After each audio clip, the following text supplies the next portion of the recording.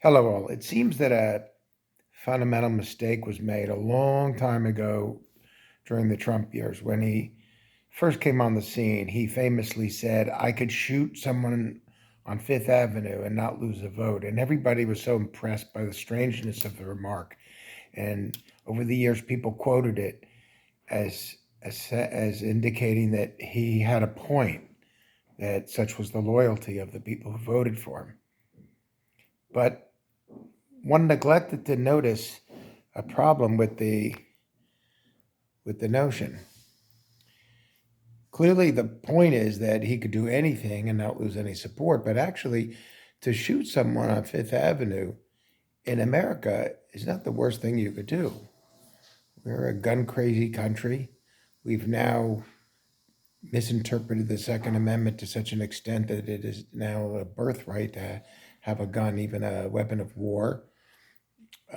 There are states that have stand your ground laws, which basically say that if you're nervous and you see a black person or an Asiatic person who's come up your driveway to ask for directions or accidentally parked in your driveway, then that person could shoot and kill you and it would be all right.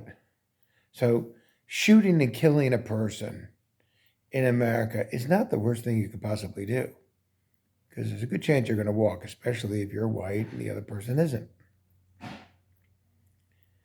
So, yes, he could shoot someone on Fifth Avenue and not lose any voters. But can he have syphilis and not lose any voters? Can he get his ass kicked by an 80-year-old woman, a New York intellectual journalist,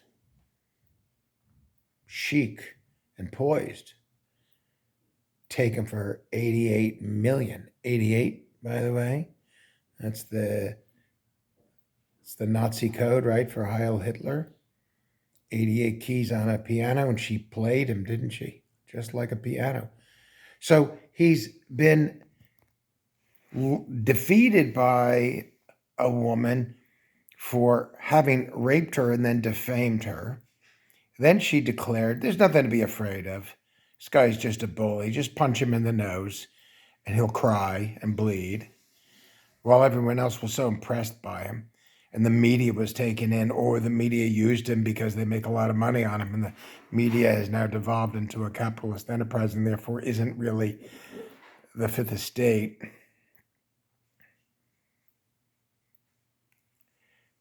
So, really, when you think about trailing paper up the airplane staircase and you think about the breakdown of his mind and the terrible mistakes he's making where he's conflating Nikki Haley with Nancy Pelosi and Barack Obama with Joe Biden. And now he's lost 88 million to Carroll, E. Jean Carroll. And he's been judged to have committed rape and defamation and fraud and is going to get fined 150 or 250 million, possibly lose his ability to work in New York. All those things are worse than shooting someone on Fifth Avenue. Shooting someone on Fifth Avenue, if you think about it, there's a lot of people in America who really wouldn't look unkindly on that. They loathe New York City. New York, Fifth Avenue is a bastion of wealthy shopping, and everyone around America, if they hate New York as some sort of a gay, black, Jewish Babylon with lots of money, then the idea of someone on Fifth Avenue getting shot isn't necessarily unappealing.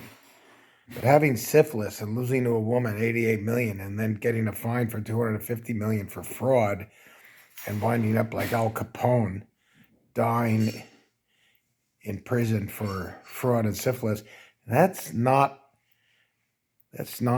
necessarily inspiring. So, as I always figured, when we really get down to the election, all these things are chipping.